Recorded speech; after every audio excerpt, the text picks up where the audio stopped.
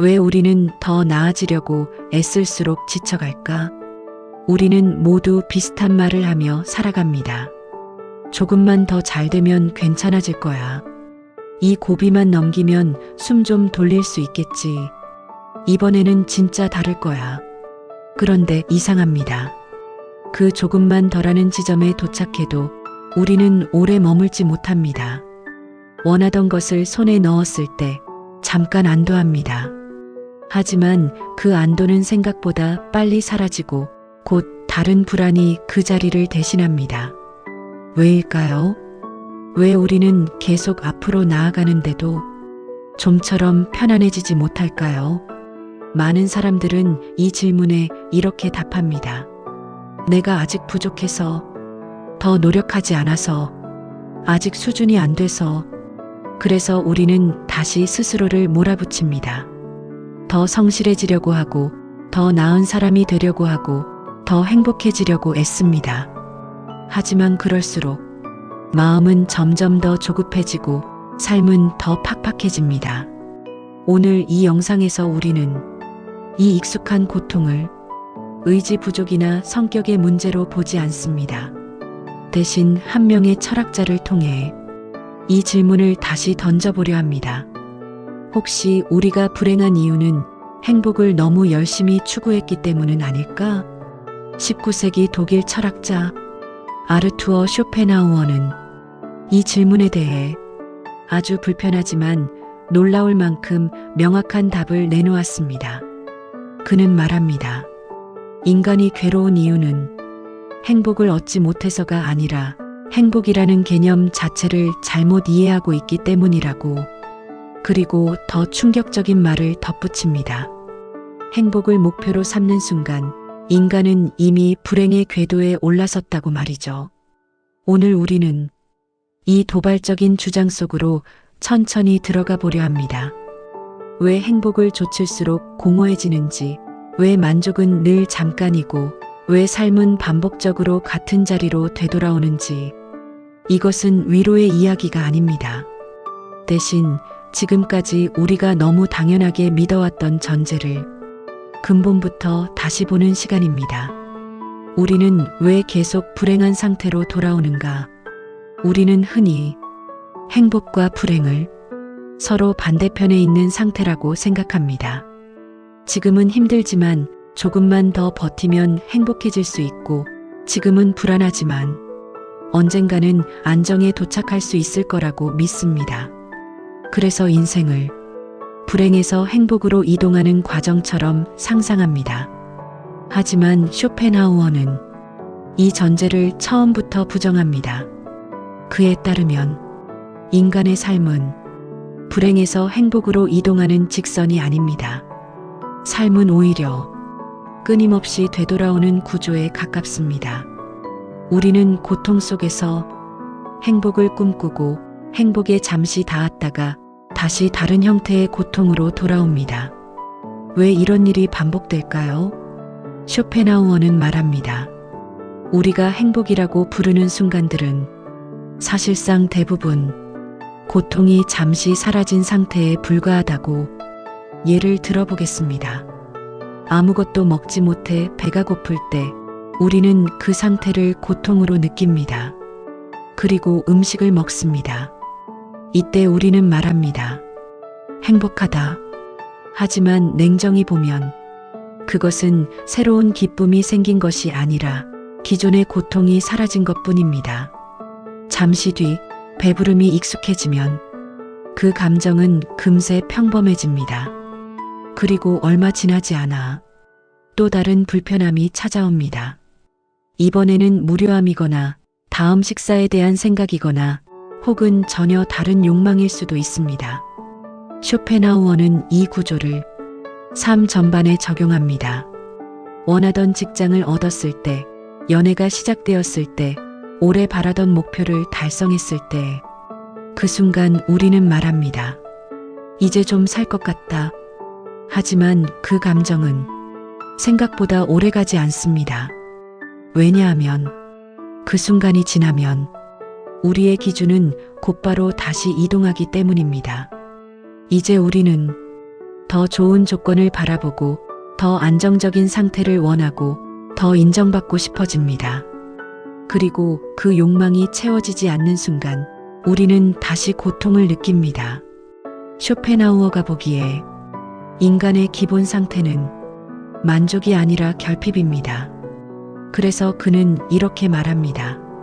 행복은 지속적인 상태가 아니다. 그저 고통이 잠시 멈춘 지점일 뿐이다. 이 말을 곱씹어 보십시오.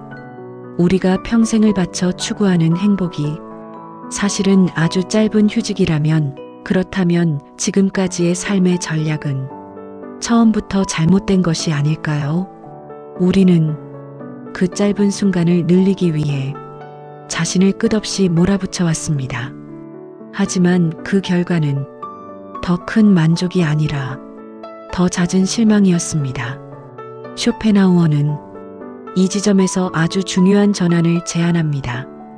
행복을 늘리려는 삶이 아니라 고통을 줄이려는 삶으로 방향을 바꾸지 않으면 이 반복은 결코 멈추지 않는다고 말입니다. 그리고 바로 이 지점에서 그의 가장 핵심적인 이론, 쾌락과 고통의 진자가 등장합니다. 인간은 왜 만족에 머물 수 없는가? 아르투어 쇼펜하우어는 인간의 삶을 하나의 단순한 구조로 설명합니다.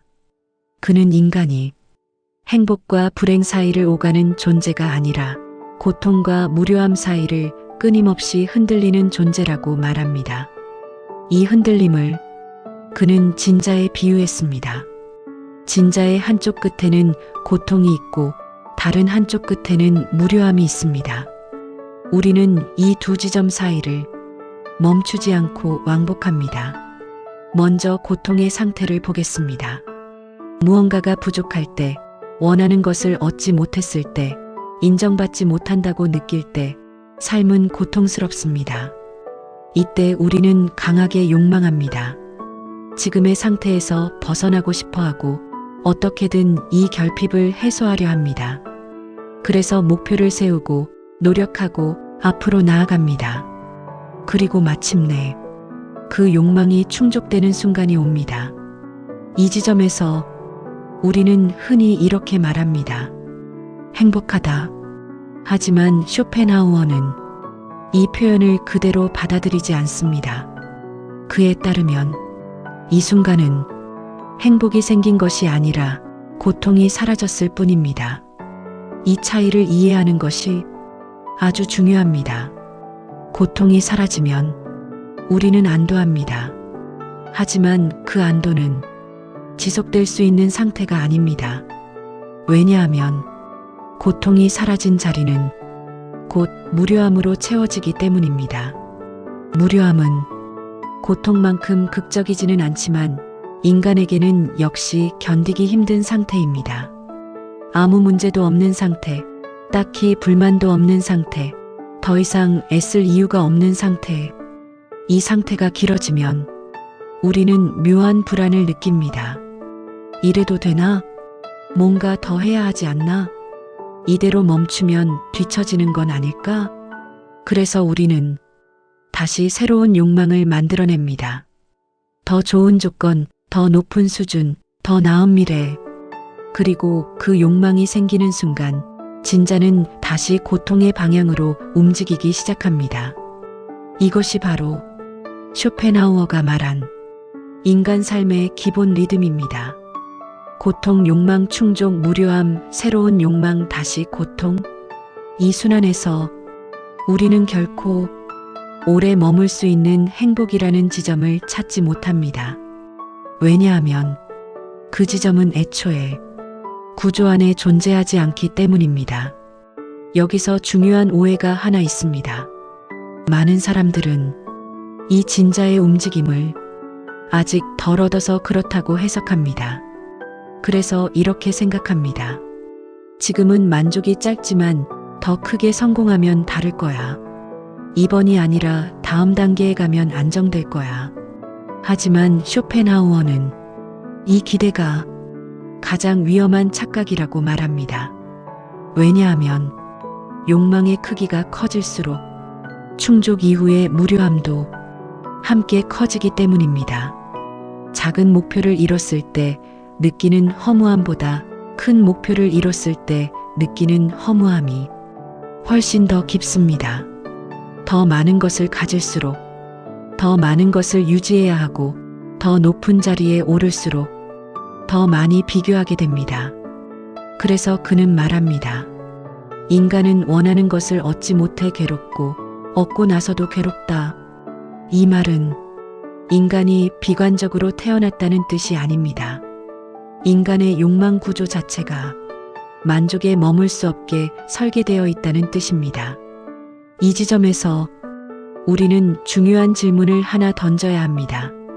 만약 이 진자가 멈추지 않는 구조라면 우리는 왜 계속 행복을 목표로 삼고 있을까요? 왜 우리는 이 진자의 한쪽 끝에서 영원히 머물 수 있을 거라고 스스로를 설득해 왔을까요? 쇼펜하우어는 바로 이 지점에서 현대인이 가장 크게 착각하고 있다고 봅니다. 우리는 행복을 도달해야 할 상태로 생각합니다. 마치 어떤 조건을 충족하면 그 이후로는 계속 안정될 것처럼 말이죠. 하지만 그의 철학에서 행복은 도착지가 아닙니다. 행복은 고통과 무료함 사이에서 아주 잠깐 스쳐 지나가는 중간 지점에 불과합니다. 이 사실을 인정하지 않는 한 우리는 계속 진자를 밀어 올리듯 살아갈 수밖에 없습니다. 더 멀리 가려고 애쓰고 더 크게 흔들리게 만들고 그 결과 더 크게 지치게 됩니다. 쇼펜하우어는 이 구조를 이해하는 순간 삶을 대하는 태도 자체가 바뀌어야 한다고 말합니다. 행복을 늘리려는 시도가 아니라 고통을 관리하려는 선택으로 방향을 바꾸지 않으면 이 진자 운동에서 벗어날 수 없다는 것입니다. 그리고 바로 다음 장에서 우리는 이 진자를 왜 인간 스스로가 멈추지 못하는지, 왜 행복을 목표로 삼는 순간 이미 실패가 시작되는지를 더 깊이 들여다보게 됩니다. 목표가 되는 순간 만족은 사라진다. 우리는 흔히 이렇게 말합니다. 행복해지고 싶다. 이 말은 너무 자연스러워서 의심조차 하지 않습니다. 마치 누구나 가져야 할 가장 정상적인 바람처럼 느껴지기 때문입니다. 하지만 쇼펜하우어는 바로 이 지점에서 가장 날카로운 의문을 던집니다. 행복해지려는 시도 자체가 이미 불행의 시작이라면? 이 질문이 불편한 이유는 우리가 너무 오랫동안 행복을 목표로 삼아 살아왔기 때문입니다. 행복을 목표로 삼는 순간 우리는 삶을 이렇게 나누기 시작합니다. 지금은 불완전한 상태, 하지만 조건이 갖춰지면 그때는 괜찮아질 미래. 그래서 우리는 현재를 참아내고 지금을 희생하고 지금의 나를 잠시 보류합니다. 지금은 힘들어도 어쩔 수 없어. 조금만 더 지나면 달라질 거야. 문제는 이 조금만 더라는 말이 끝이 없다는 데 있습니다. 행복이 목표가 되는 순간 그 목표는 반드시 비교를 동반합니다. 나는 충분히 잘하고 있는가? 다른 사람들과 비교해 뒤처지지 않았는가? 지금의 나로는 아직 부족하지 않은가? 비교가 시작되는 순간 만족은 구조적으로 불가능해집니다. 왜냐하면 비교에는 결승선이 없기 때문입니다. 내가 한 단계 올라가면 다른 누군가는 이미 그 위에 있고 내가 가진 것을 기준으로 삼는 순간 더 가진 사람이 반드시 존재합니다. 그래서 우리는 이렇게 느끼게 됩니다. 이 정도로는 아직 부족해. 더 가져야 해. 아직 행복해질 자격은 없어. 쇼펜하우어는 이 상태를 매우 단순하게 정리합니다. 행복을 목표로 삼는 순간 인간은 끊임없이 자기 자신을 부정하게 된다고 말입니다. 왜냐하면 행복은 늘 미래에 있고 현재의 나는 늘 미달 상태이기 때문입니다. 이 구조 안에서 현재의 삶은 항상 임시 거처가 됩니다. 지금의 인간관계도 지금의 성취도, 지금의 나 자신도 모두 아직은 아닌 상태로 밀려납니다. 그래서 아무리 많은 것을 이루어도 마음은 늘 어딘가 불안합니다. 이걸 잃으면 어떡하지? 더 잘하는 사람이 나타나면? 지금 멈추면 떨어지지 않을까? 행복을 붙잡으려 할수록 행복은 더 불안정해집니다. 쇼펜하우어는 이 지점을 아주 냉정하게 짚습니다. 인간이 느끼는 가장 큰 고통 중 하나는 고통 그 자체가 아니라 고통이 끝날 거라는 기대가 계속 배신당하는 데서 온다고 말입니다. 우리는 이렇게 생각합니다. 이번 고비만 넘기면 괜찮아질 거야. 하지만 그 고비를 넘기면 새로운 고비가 등장합니다. 그리고 그 과정이 반복될수록 우리는 점점 더 지쳐갑니다. 이때 많은 사람들은 자신을 탓합니다. 내가 너무 욕심이 많은가? 왜 나는 남들처럼 만족하지 못할까? 하지만 쇼펜하우어의 관점에서 보면 이것은 개인의 결함이 아닙니다. 행복을 목표로 삼도록 설계된 삶의 방식 자체가 인간을 불만족 상태로 붙잡아 두기 때문입니다. 그는 말합니다. 행복은 의도적으로 추구할수록 멀어지고 잊고 있을 때에 잠시 스쳐 지나가는 성질을 가졌다고.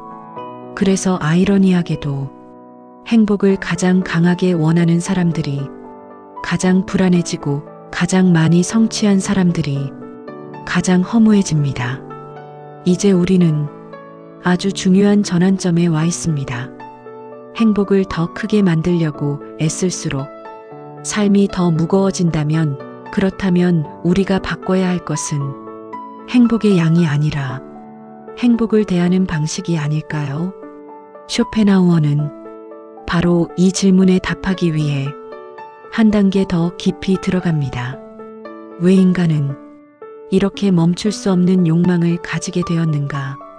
왜 만족은 늘 짧고 왜 우리는 스스로를 계속 채찍질하게 되는가? 그 답은 그가 말한 인간의 본질, 생의 의지라는 개념 속에 있습니다. 생의 의지라는 보이지 않는 힘. 우리는 흔히 이렇게 말합니다. 이건 내가 원해서 하는 거야. 내가 선택한 삶이야. 하지만 쇼펜하우어는 이 말을 거의 믿지 않았습니다. 그가 보기에 인간은 스스로 생각하는 것만큼 자유로운 존재가 아니었습니다. 인간은 자신이 욕망을 선택한다고 믿지만 실제로는 욕망이 인간을 통과해가는 구조에 가깝다고 보았습니다. 그가 이 욕망의 근원을 설명하기 위해 사용한 개념이 바로 생의 의지입니다. 생의 의지란 살아남고 확장하고 계속해서 더 많은 것을 원하게 만드는 맹목적인 힘입니다. 이 힘은 도덕적이지도 않고 합리적이지도 않으며 우리의 행복에 관심이 없습니다. 그저 멈추지 않고 자기 자신을 계속 밀어붙일 뿐입니다. 문제는 우리가 이 생의 의지를 나 자신이라고 착각한다는 데 있습니다. 이건 내가 원한 거야. 이건 내 욕심이야. 이건 내 목표야. 이렇게 말하는 순간 우리는 욕망과 거리를 잃습니다. 욕망은 더 이상 관찰의 대상이 아니라 곧바로 정체성이 됩니다.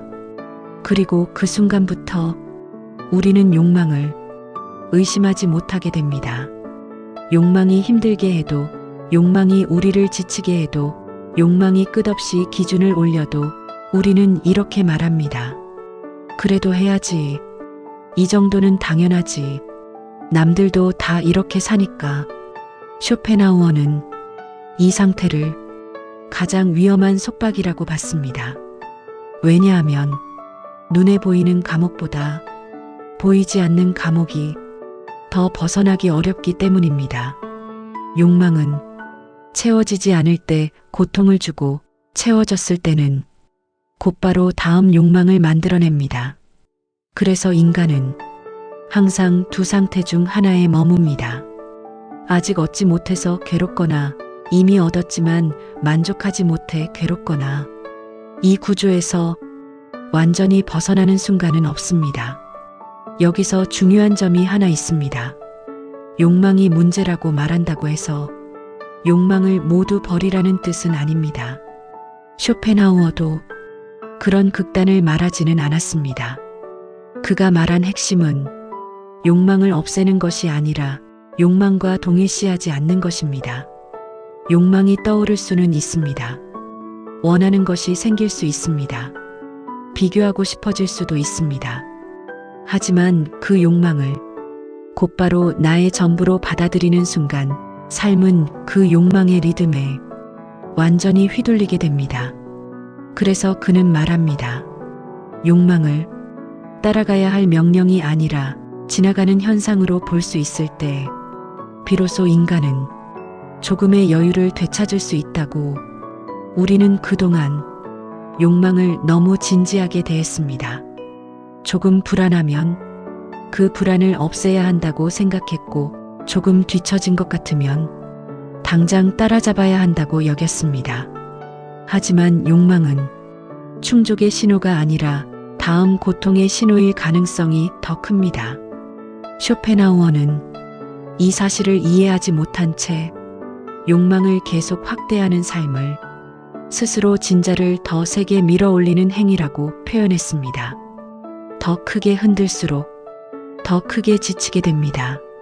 이제 우리는 한 가지 질문 앞에 서게 됩니다. 만약 욕망이 멈추지 않는 구조라면, 그리고 그것을 억지로 만족시키는 방식이 계속 실패해 왔다면, 그렇다면 현대의 삶은 왜 이토록 더 힘들어졌을까요?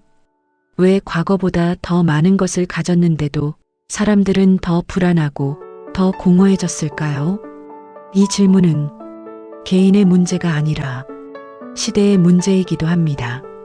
비교가 일상이 된 시대, 멈출 수 없는 진자. 쇼펜하우어가 살던 시대에도 인간의 욕망은 멈추지 않았습니다. 하지만 그럼에도 불구하고 오늘날의 인간은 그 시대의 사람들보다 훨씬 더 지쳐 보입니다. 왜일까요? 답은 단순합니다. 진자가 훨씬 더 빠르고 훨씬 더 크게 흔들리기 때문입니다. 과거의 인간은 자신이 비교할 수 있는 대상이 제한되어 있었습니다. 동네 사람들, 직장 동료 몇 명, 비슷한 환경에 있는 주변인들. 하지만 지금은 다릅니다. 우리는 매일 수백 명의 삶을 동시에 봅니다.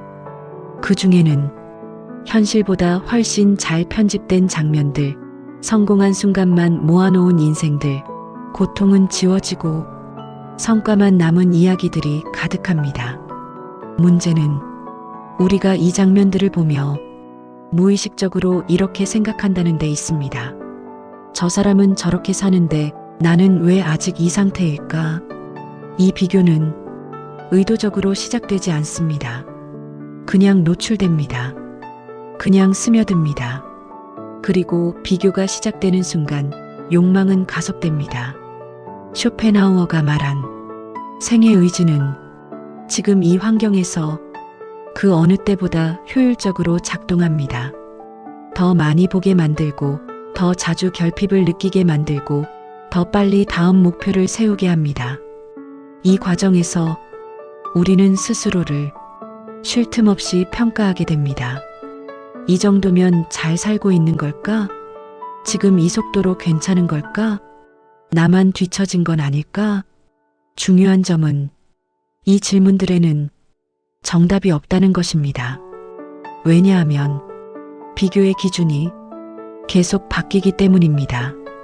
어제는 괜찮았던 상태가 오늘은 부족해 보이고, 오늘은 만족스러웠던 성취가 내일은 평범해 보입니다. 그래서 우리는 계속해서 마음이 바쁩니다. 실제로는 당장 해결해야 할 문제가 없는데도 마음속에서는 늘 무언가가 부족하다고 경고를 울립니다. 쇼펜하우어는 이런 상태를 인간이 스스로에게 과도한 요구를 강요하는 상태라고 봤습니다. 인간은 원래 고통과 무료함 사이를 오가는 존재인데 현대 사회는 그 중간에 잠깐의 정지 상태마저 허락하지 않습니다. 가만히 있으면 뒤처지는 것 같고 아무것도 하지 않으면 의미 없는 사람이 되는 것처럼 느껴지게 만듭니다. 그래서 우리는 쉬면서도 죄책감을 느끼고 만족하면서도 불안해합니다. 이 지점에서 쇼펜하우어의 철학은 특히 더 날카롭게 다가옵니다. 그는 이미 오래전에 이렇게 말했습니다. 인간이 불행한 이유는 갖지 못해서가 아니라 가지고도 만족하지 못하기 때문이다. 현대인은 이 두 가지를 동시에 겪고 있습니다. 이미 많은 것을 가지고 있지만 항상 더 많이 가져야 한다고 느끼고 이미 충분히 노력했지만 아직 부족하다는 평가를 스스로에게 내립니다. 그래서 삶은 점점 더 숨가빠집니다. 이제 우리는 한 가지 사실을 인정해야 합니다. 이 구조 안에서는 아무리 잘 살아도 마음이 편해질 수 없습니다. 왜냐하면 이 구조 자체가 인간을 만족하지 못하게 설계되어 있기 때문입니다. 쇼펜하우어는 이 시대를 살았더라면 아마 이렇게 말했을 것입니다. 당신이 괴로운 것은 개인적인 실패가 아니다. 당신이 너무 예민해서도 너무 약해서도 아니다.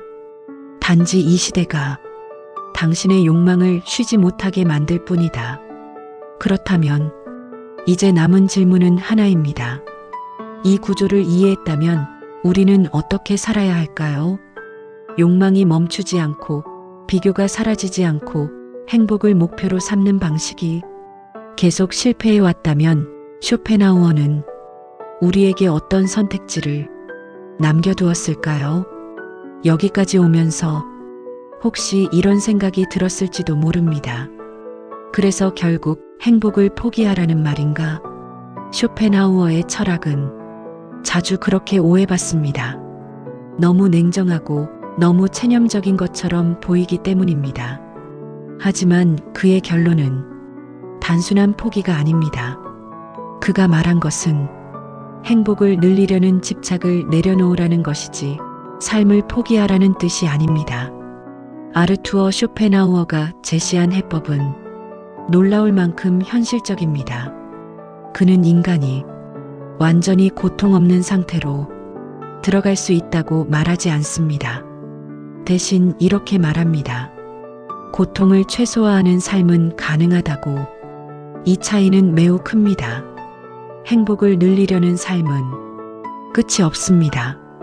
항상 더 필요하고 항상 다음 단계가 남아 있습니다.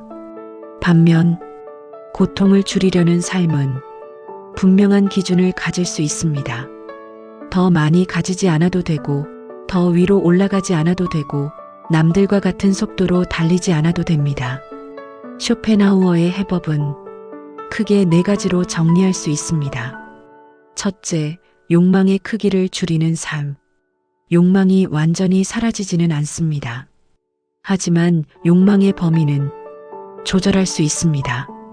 모든 것을 원하지 않는 것, 모든 비교에 반응하지 않는 것, 모든 기회를 붙잡으려 하지 않는 것. 이것은 패배가 아니라 선별입니다. 욕망을 줄이는 순간 진자의 흔들림도 함께 작아집니다. 둘째, 기대치를 낮추는 지혜.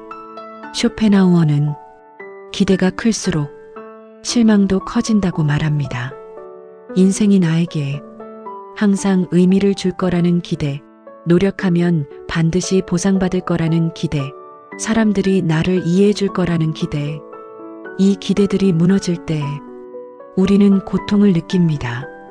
기대를 낮춘다는 것은 냉소적으로 살라는 뜻이 아닙니다. 현실을 있는 그대로 받아들이는 태도입니다. 셋째, 고통이 없는 상태를 긍정하는 태도. 우리는 흔히 아무 일도 없는 날을 별거 없는 하루라고 말합니다. 하지만 쇼펜하우어의 기준에서 보면 아무 일도 없다는 것은 이미 충분히 좋은 상태입니다.